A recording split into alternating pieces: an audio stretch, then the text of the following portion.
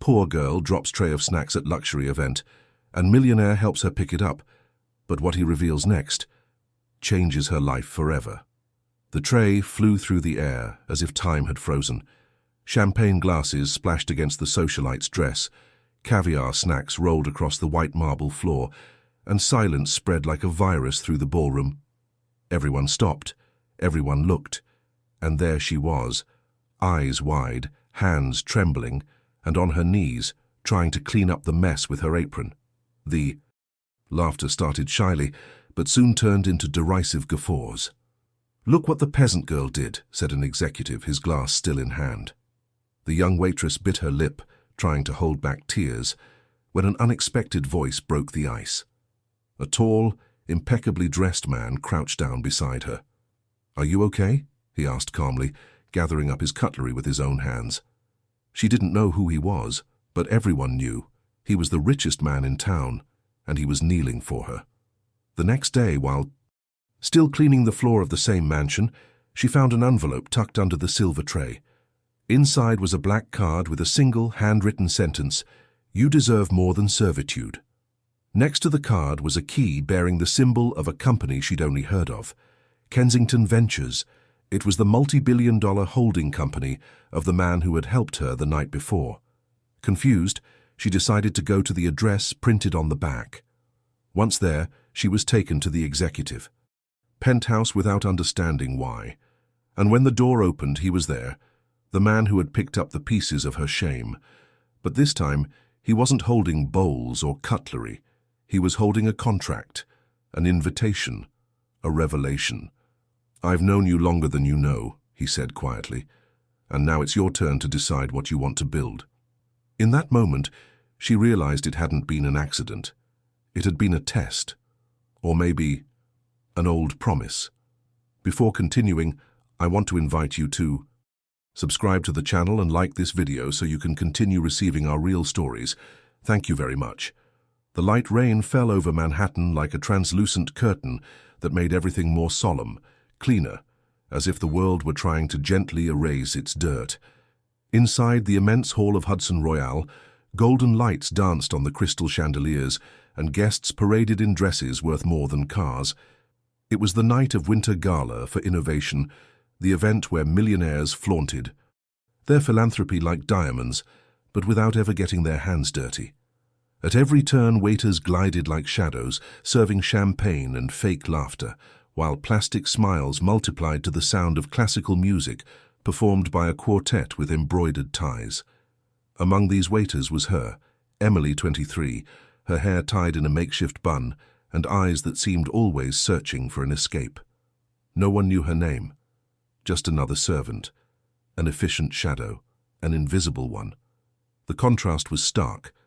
She walked past, holding trays of caviar, listening to comments about islands bought just for the summer, and watches that cost the same as the house where she lived with her ailing grandmother. But Emily didn't tremble. Her eyes simply observed. Every face, every behavior. The world of the wealthy had always been foreign to her, but never unattainable. She wasn't envious. She simply learned.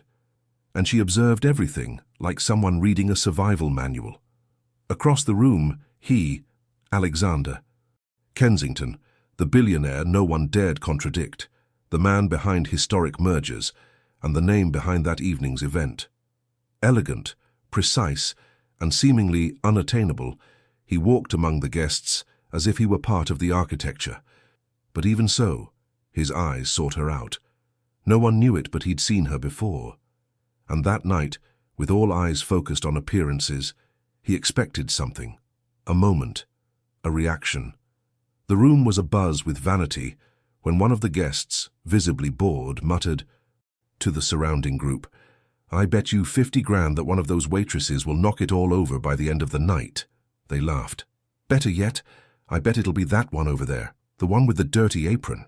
And everyone looked at Emily. The laughter became an invisible current, and fate began to be pushed cruelly. Hours later, as if the universe conspired to fulfill the prophecy, a stumble caused by a hidden elbow caused Emily to slip. The tray flew. Shame fell harder than the crystal glasses.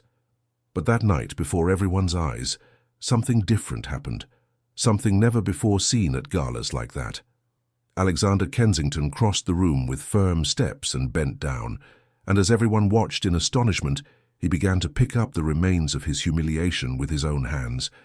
And then he said, "Are you okay?" The silence was absolute. She didn't know what to say.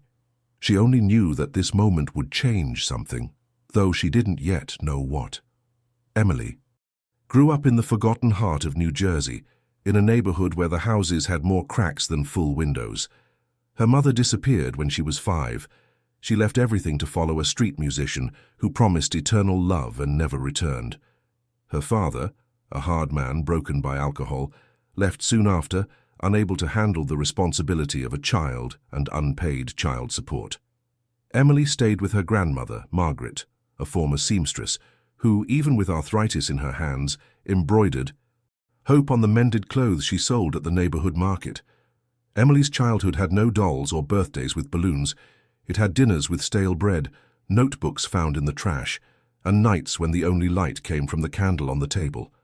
But there was love, and there was silence. A silence that taught Emily to listen, observe, and understand people's false smiles before they even spoke. At 12, she sold cookies made with donated flour. At 14, she cleaned motel hallways after school. At 16, her grandmother fell ill, and that's when Emily dropped out of high school to work full-time, first in cafes, then in restaurants, and finally in luxury catering, where she could earn double just for smiling while carrying champagne to hands that would never greet her in return. She never complained, never played the victim. She just carried on, and she dreamed, secretly, of a world where she could exist without hiding, where someone would see her worth before they saw her clothes. The only thing she inherited from her mother was a tarnished silver necklace with a leaf-shaped pendant. Grandma said it was a symbol of new beginnings, like leaves falling to make way for the new. Emily never took off the necklace. It was her anchor, her reminder that no matter how much the world pushed her down, she still had roots, even if invisible. Once, at 18, during a dinner service in an upscale Manhattan neighborhood, she heard one of the waiters say something she never forgot. "Here, the poor only exist to serve the rich their champagne." She smiled inwardly. She knew it wasn't true. She knew there were other paths, even if she didn't yet know which one would be hers. But still, she retained everything she heard and saw, as if piecing together a giant jigsaw puzzle of a world to which one day perhaps she could belong, not as an extra, but as the author of her own story. And it was with this invisible force that, at 23, Emily began working at the events of Elite Host Events, the outsourcing company that provided services to the city's millionaires. It was there that, for the first time, the name Kensington appeared before her eyes, a name many revered, but one that she instinctively began to observe with curiosity. It was as if something in her blood reacted to that surname, and she didn't know why. The main dining room of the Kensington mansion throbbed with vanity and power. New York's elite danced amidst conversations about stocks, private islands, and political scandals hushed up by expensive lawyers. Emily passed among them with her tray, her gaze lowered but her mind alert. She knew she was being watched. She was a newcomer there, and in this environment, every new face was a temporary distraction for the bored rich. It was then that a group of young executives, heirs to fortunes older than their own convictions, decided to make the evening more fun. One of them, Mason, spoiled heir to a tech company he never created, raised his glass and said, "I bet you 50 grand that the new waitress spills something before midnight." The laughter came quickly. 50? Make it 100 grand, teased another. "And if she doesn't, what happens?" someone asked. Mason smiled. "I'll give her 100 grand. Cash. But only if she gets through without humiliating herself." Emily overheard part of the conversation while serving a nearby table.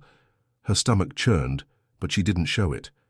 This wasn't new to her, being tested for fun, being used as a pawn in an invisible game where the rich gambled on thrills the poor couldn't afford. What she didn't know was that Alexander Kensington, across the room, had also heard. He said nothing. He simply watched. An untouched glass in his hand, his gaze fixed on the circle of grinning vultures.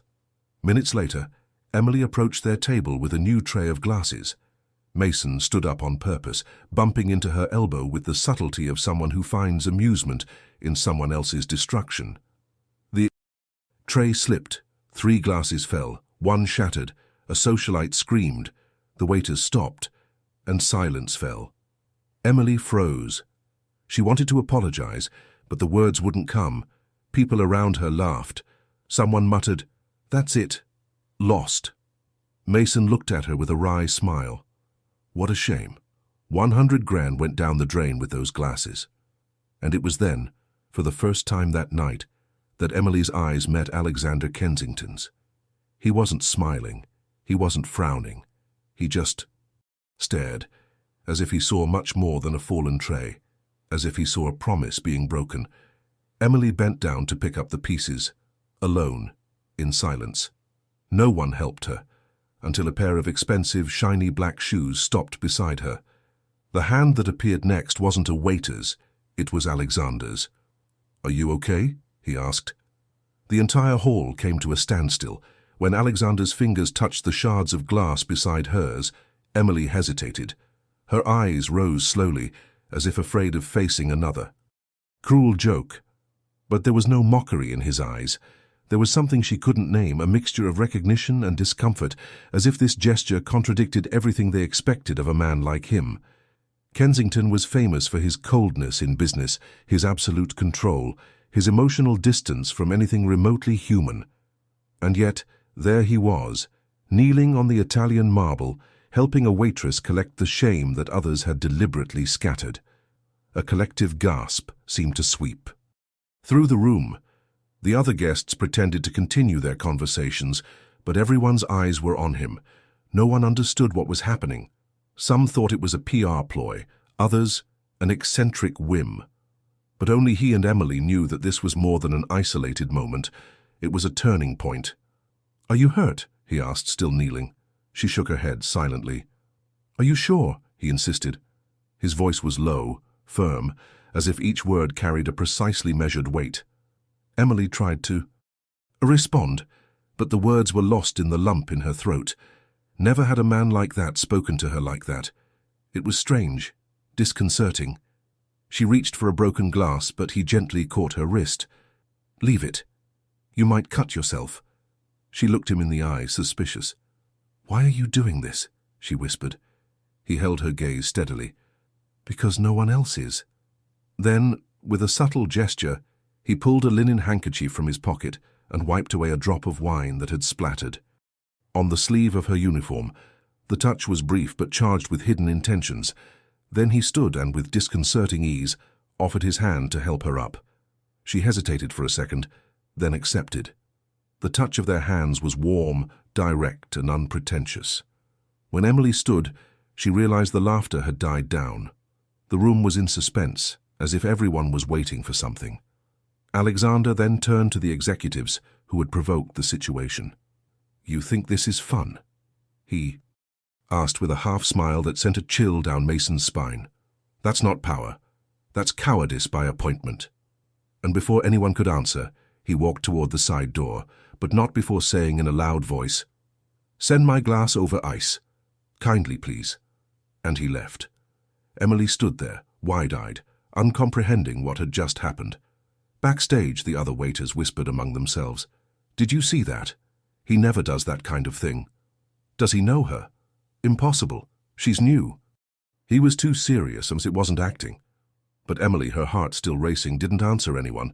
All she did was hold the white handkerchief he'd left in her hand, still damp with the wine she'd spilled, or spilled for her. That night, as the guests left and the room emptied, she cleaned the last table with a different silence in her chest, a kind of silence that heralded something big, something to come. She just didn't know if it would be a gift or a storm. The next day dawned grey, but not because of the weather. Emily woke with heavy eyes, not from sleep but from doubts. The previous night felt like a distorted dream. The touch of Alexander's hand still burned in her memory, but what weighed most heavily was the looks of the people around her, the suppressed mockery, the muffled giggles. She knew that world didn't forgive mistakes, and in that world, a waitress who spills glasses isn't just clumsy, it's unforgivable. When she arrived at the outsourcing company's warehouse, the manager didn't even greet her. She simply pointed to a box containing her belongings and said, "Your contract has been terminated. Direct order from the client." Emily froze. "What?" the woman simply repeated, her expression neutral. "Good luck with your upcoming events." She didn't cry. She simply picked up the box and left. But inside, something broke. That night, while she was still trying to understand why she'd been fired even after Alexander's gesture, her name began circulating in small social circles. Not because of something beautiful, but because of a video. One of the guests had discreetly filmed the moment of her fall, with mocking captions and offensive zooms. "The caviar peasant," the caption read. The video went viral in elite private groups, accompanied by cruel comments. "I thought I was in a Disney movie.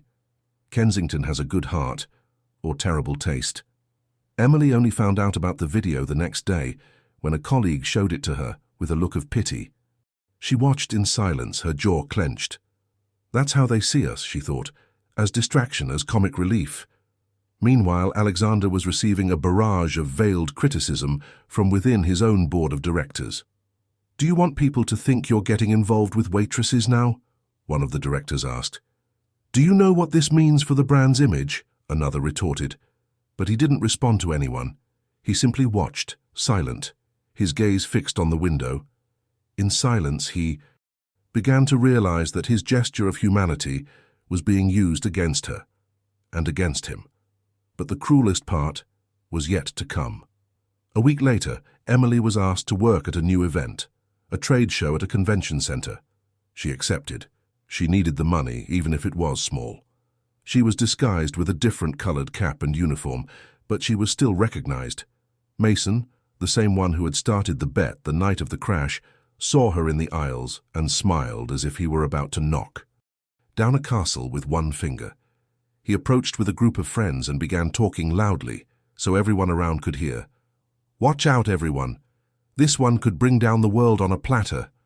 Laughter came like invisible bullets. Does she think she's going to become CEO now? Maybe she's waiting for the prince to kneel again. Emily remained silent, but her eyes were red. Her hands were shaking. Mason leaned in and whispered, "You don't belong here. None of us will let anyone forget what you are." And he left, laughing.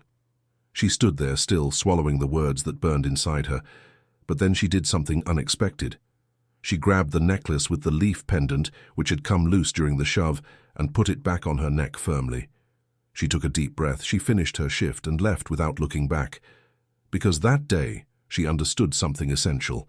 The contempt they tried to heap on her was merely a reflection of their fear of someone who wouldn't kneel in shame. And even though the world had kicked her, she still had a secret. One none of them knew. One that would change everything, soon.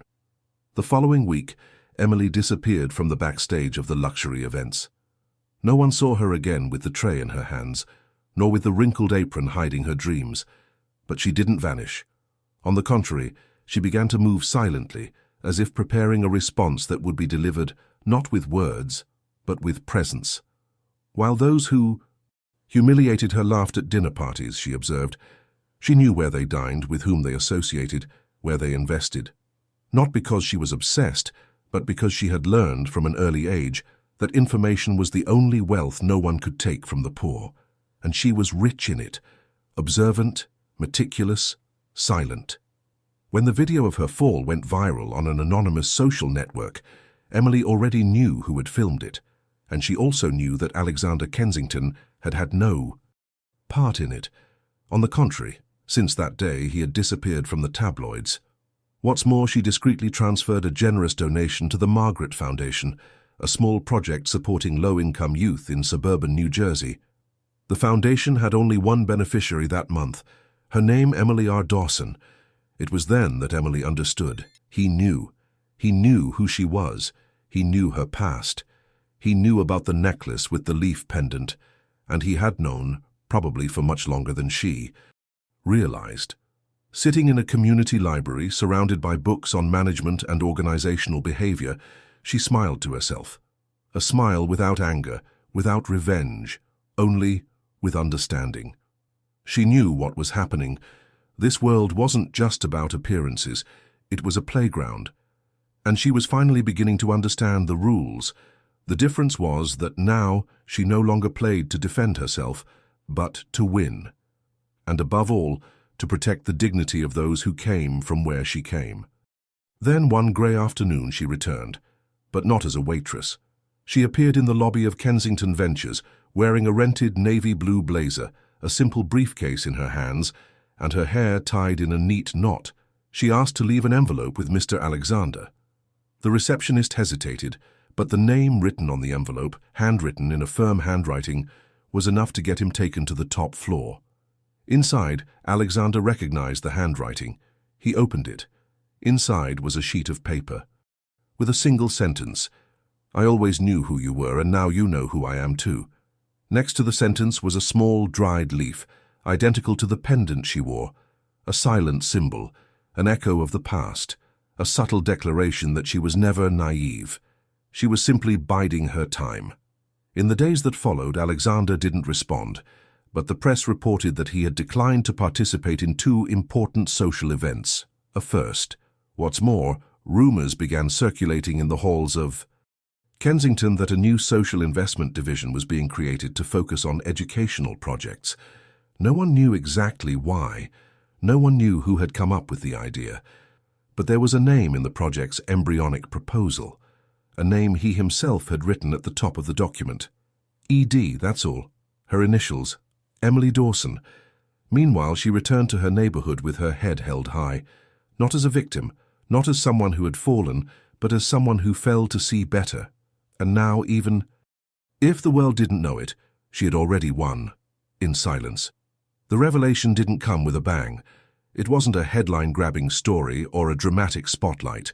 It stemmed from a detail, small, almost imperceptible, that Alexander found while reviewing old, forgotten files in his private meeting room. He'd been restless for weeks since receiving Emily's note. Her words disturbed him more than he cared to admit.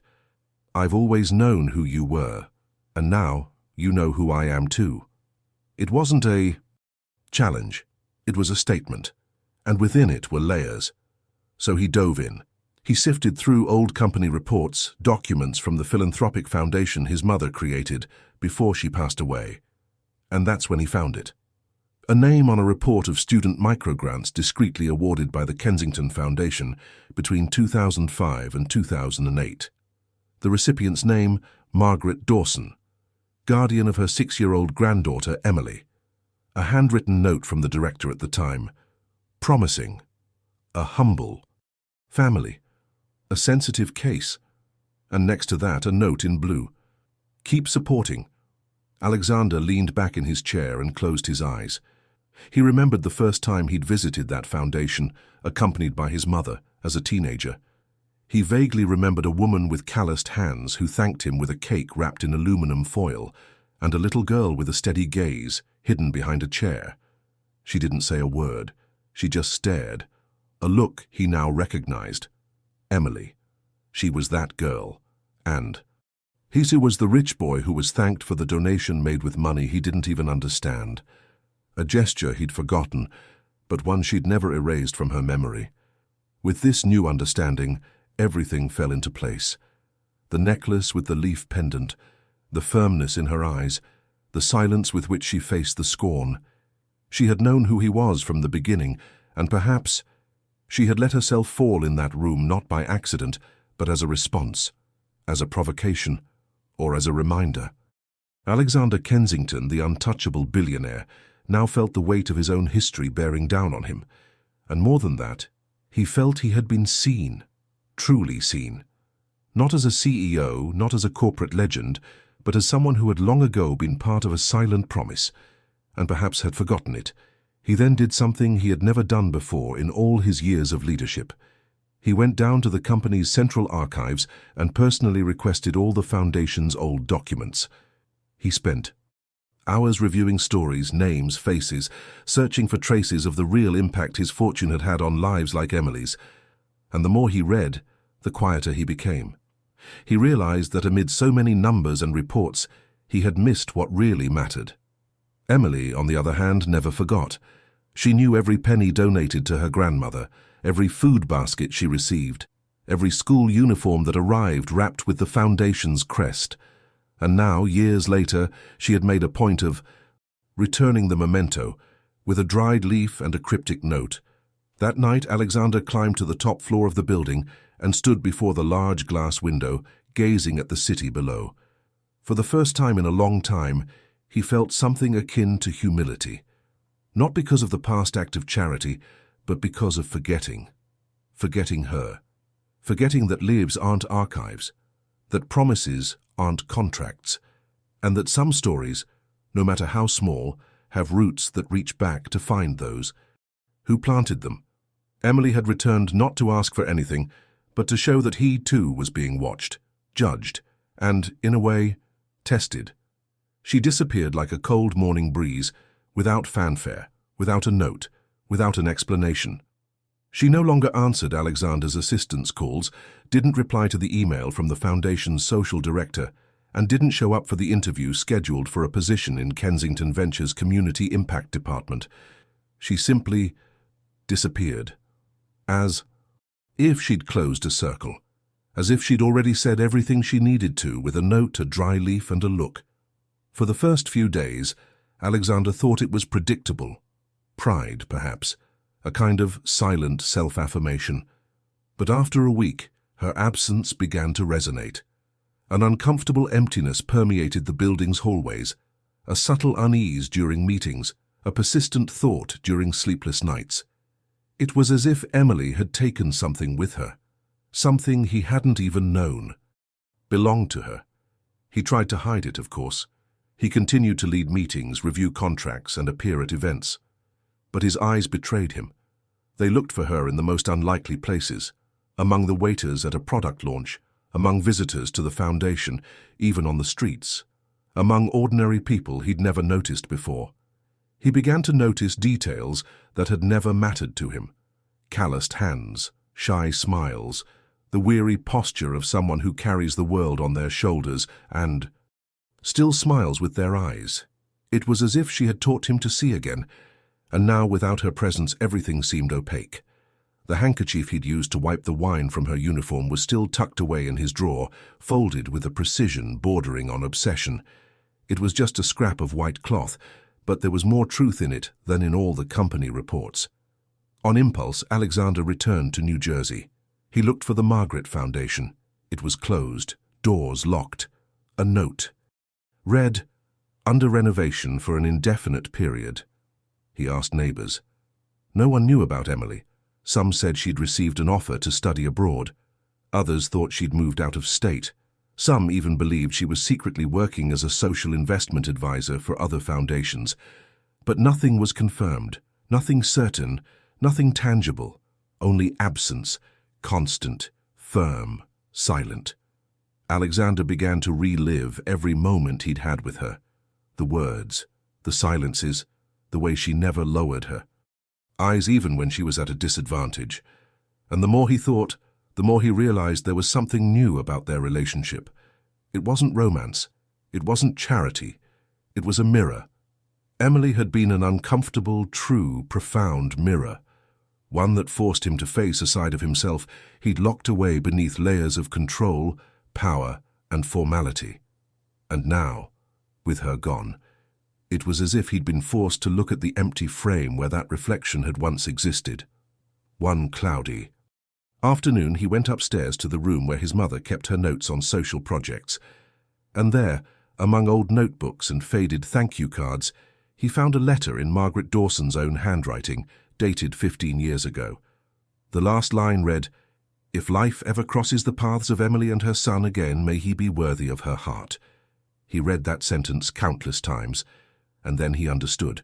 Fate had not been an accident. Emily had reappeared not by chance, but by design. And now, with her absence, she made it clear that the next move was his. It wasn't enough to admire her. It wasn't enough to miss her. He had to become someone she would choose to see again. The tide began to turn subtly, almost imperceptibly, as always happens when the powerful begin to lose their narrative. At first, it was just a buzz in the gossip columns. Why had investment magnate Alexander Kensington backed away from so many important events? Why was he avoiding interviews? Why was his new social KE? Impact division sluggish, lacking leadership, clarity, and concrete action? Newspapers began to speculate. Was he ill, embroiled in some scandal, or emotionally compromised? It wasn't long before the vultures of high society smelled weakness. Elite commentators began to insinuate that Alexander had lost his focus. An article in New York Ledger was more direct. The man who once moved Wall Street with a glance now stumbles upon silent utopias. The phrase went viral, and the blow, though elegantly written, was profound. At the same time, within Kensington Ventures itself, the boardroom began to stir. Directors began to question his strategic absence, his apparent inattention to numbers, and, even more so, his emotional involvement in irrelevant matters, like scholarships for young people from the outskirts. "You're losing yourself in cheap idealism, Alexander," one of the vice presidents said during a closed-door meeting. "That's not the legacy your father left." But Alexander didn't respond. He simply got up and left the room, leaving behind a dense silence as if carrying the weight of something no one else there could comprehend. The real blow came weeks later, during an annual conference on innovation and entrepreneurship. It was tradition for Alexander to open the event with his impeccable icy speech, but that night, something changed. He took the stage with a different expression. His eyes were downcast, his voice faltering in the first few sentences. He tried to regain his rhythm, but the words seemed to fall apart. He was talking about purpose, about humanity, about the silent responsibility of those in power. And suddenly, he stopped. He fell silent in front of 2,000 people. The awkwardness was immediate.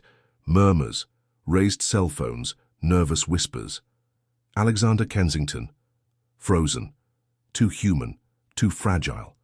"What's happening to him?" murmured a businesswoman in the front row. "He's never been like this." The next day, news portals ran the headline, "Kensington falls silent on stage, symbol of collapse or rebirth." The article went viral within hours.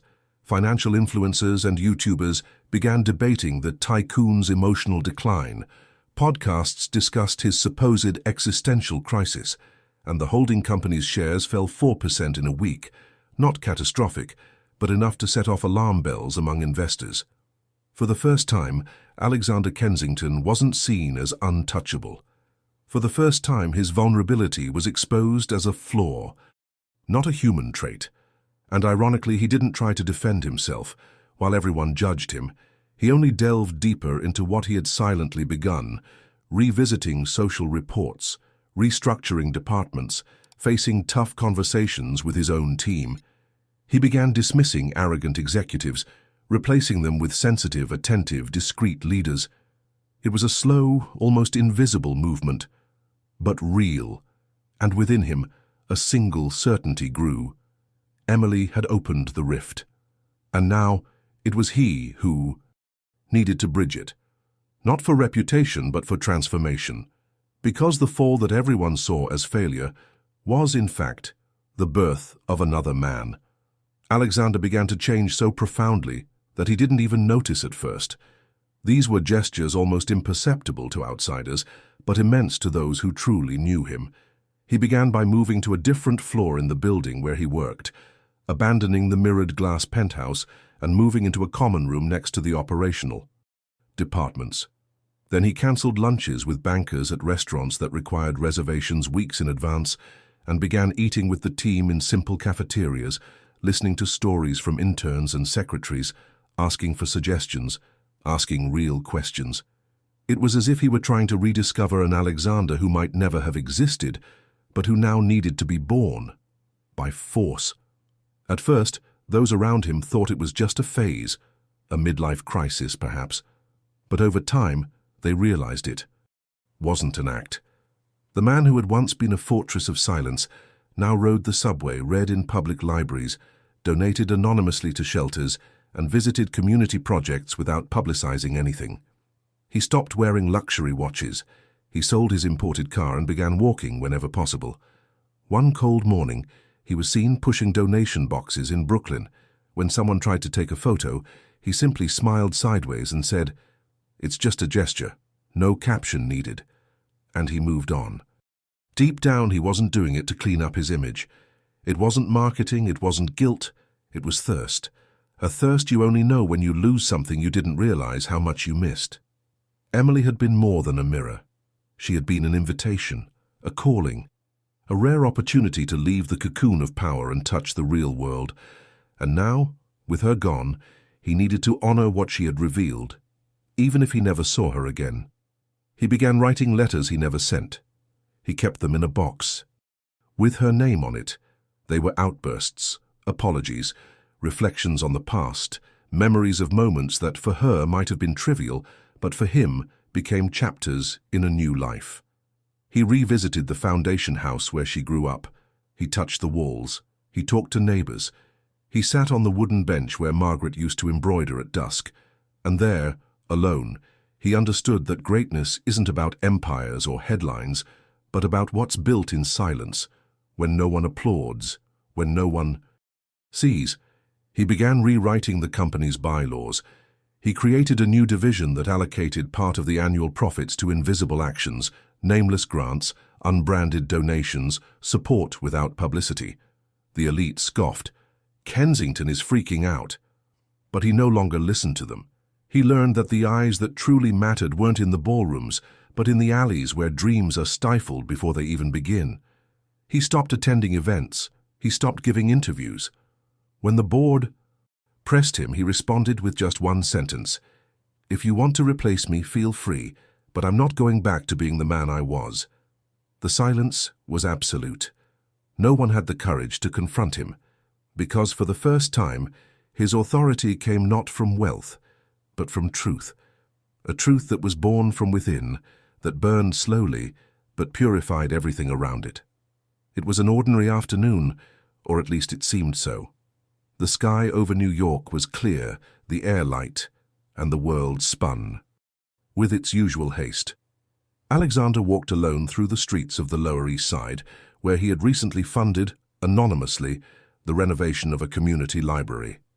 He wasn't wearing a suit. He wore dark jeans, a simple shirt, and an old brown coat inherited from his father. He carried a used copy of The Giving Tree, which he had found among forgotten books, like a silent metaphor for what he had learned. Arriving at the library, he entered without fuss, waved politely to the librarian, and made his way to the last row at the back, where he usually stood to observe, breathe, and reflect. But that day, something stopped him at the third step. Sitting by the window, a book on her lap, her hair tied back in the same simple way as always, was she, Emily. Exactly as she remembered, but different from all her memories, more whole, more serene, more untouchable.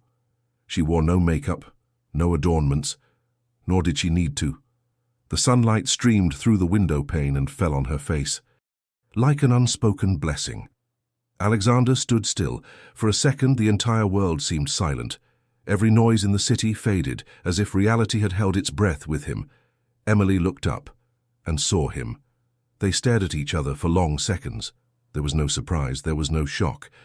There was only a deep recognition, as if this reunion had already been written somewhere, just waiting for the right time to happen. She closed the book slowly. She didn't smile, but she didn't look away either. He walked toward her with slow steps, as if afraid to break the spell. When he stood in front of the table, he stopped. "You're back," he said, his tone softer than he'd ever used in his life. She took a deep breath before answering. "Actually, I never left. I was just seeing if you'd come." He swallowed. He took the book from her hands and placed it on the table. "I looked everywhere for you, but I realized that before I found you, I needed to change." She nodded, and changed. The question was simple, but it carried a world. Alexander didn't answer with words.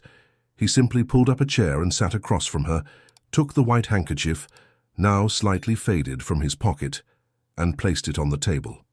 Then he took out the leaf necklace, the one she'd lost the day she'd pushed him, and which he'd kept all this time. He held it out to her. I never knew what it meant, until I started falling too. Emily took the necklace carefully, but her eyes were teary. It's not about falling. It's about what we choose to get up when everything is broken. They were both silent for a moment that didn't need to be filled. It was as if words were unnecessary now. What was between them wasn't romance in the cliched sense. It was something else. Something that involved destiny, roots, memories, and a rare kind of respect that only grows between two people who see the world through scars. Outside, the city continued to bustle, but inside that small library, time had stopped. And, for the first time since the day she fell to her knees in that golden hall, they were finally on the same level. Face to face, no debts, no hierarchies, just two survivors of the world's arrogance, ready to decide what to do with what could still flourish. Emily held the necklace for a few seconds without saying a word. Her fingers glided over the small silver leaf like someone touching an old, but already healed, scar. The silence between them was thick, not uncomfortable, but profound. Alexander, sitting across from her, didn't apologize, nor did he demand forgiveness. He simply waited, as if understanding that responding to someone hurt isn't an obligation, but a privilege, and that time is part of the answer. Emily then leaned back in her chair, observed him carefully, and said in a low, firm, unshakable voice, "You think you helped me, Alexander, but you didn't. You just didn't stop me from continuing." He lowered his eyes, not with blame, but with acceptance. She continued, "That night, when you knelt to pick up the pieces with me, it wasn't for me, it was for you, because something in you knew it was broken too." He closed his eyes slowly, touched by a truth that hurt and freed at the same time. "I saw you before you saw me, long before. At the foundation with your mother. I remember your distant gaze, your coldness even as a boy. I grew up wondering how someone could have everything, and yet seem so empty." Alexander looked up then. There were no tears, but there was exposure, raw vulnerability. "And now?" he asked with disarming honesty. "What do I look like now?" Emily smiled for the first time, a small, almost imperceptible smile. "Now, you look real." She stood slowly, the necklace still in her hands. She walked to the nearest bookshelf, scanning the books carefully as if searching for something. When she returned, she held a small navy blue notebook. She placed it on the table. "This diary belonged to my grandmother. I wrote in it after she died. Every page is a memory. Every memory a choice that kept me going." Alexander reached for it, but she held it back. "It's not yours yet. Maybe it never will be. But I wanted you to know that my story never revolved around yours." He nodded, with a respect that went beyond comprehension. She leaned across the table and whispered, "I didn't come back for you. I came back for myself, to make sure my silence wouldn't be mistaken for defeat." Then she took a step back, and then, as if in a script, "Only fate could write." She extended her hand. He hesitated but took it.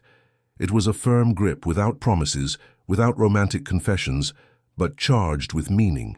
It was a silent pact between two worlds that had touched and survived. Emily stepped closer, and before releasing his hand said, "I'm not forgiving you, and I'm not leaving you either. I'm setting you free. What you do with this, it's no longer my burden."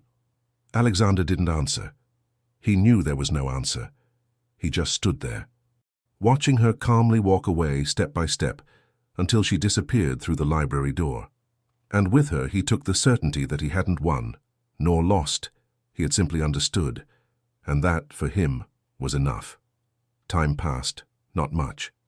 Just enough for the city's trees to begin losing their leaves, painting the sidewalks with shades of copper, gold, and rust.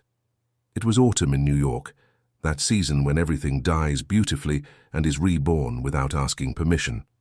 In the center of Bryant Park, among children running and gentlemen reading old newspapers, Alexander sat alone on a wooden bench. He wasn't wearing a suit or a watch. He held a navy blue notebook in his hands, the same one. The pages were worn, some stained, others still bearing the distant scent of old paper lovingly stored. He wasn't reading. He just ran his fingers along the margins, like someone touching living history. Every now and then, I closed my eyes and took a deep breath. Not as someone seeking peace, but as someone accepting what is already at peace. Beside her, a dry, teardrop-shaped leaf landed. It was a leaf identical to the one on the pendant she wore. He watched it fall slowly, as if floating toward that moment, as if guided by something greater than the wind. He didn't smile, but he inclined his head respectfully. In the distance, a woman in a blue blazer walked across the park. Her hair was tied tightly. She carried a briefcase in her hand and walked with purpose. He saw her. She saw him. But neither of them stopped. She only stared at him briefly with serene eyes, as if saying everything without saying anything. And then she went on her way. He didn't call out to her. She didn't return. And no word was spoken. The page on the bench swayed in a light breeze. Alexander looked up at the sky, clear, cold, promising, and gently closed the notebook. He stood there for a few minutes. Then he got up and left it on the bench, not as if abandoning something, but as if offering it. And then he walked silently, disappearing into the trees. The notebook remained there under the leaf the wind didn't dare move, and for a moment too long to be coincidence, the world seemed quiet, as if respecting that ending, or that new beginning. If you've made it this far, it's because this story touched you in some way. So now it's your turn. Comment below what moved you the most, or simply write, "I saw the leaf fall, so I know you stuck around until the end." Don't forget to leave a like. It really helps spread stories like this. Subscribe to the channel so you don't miss the next chapters. There's a lot of powerful stuff coming. And click on the video that's showing here on the screen. It'll touch your heart too. See you there.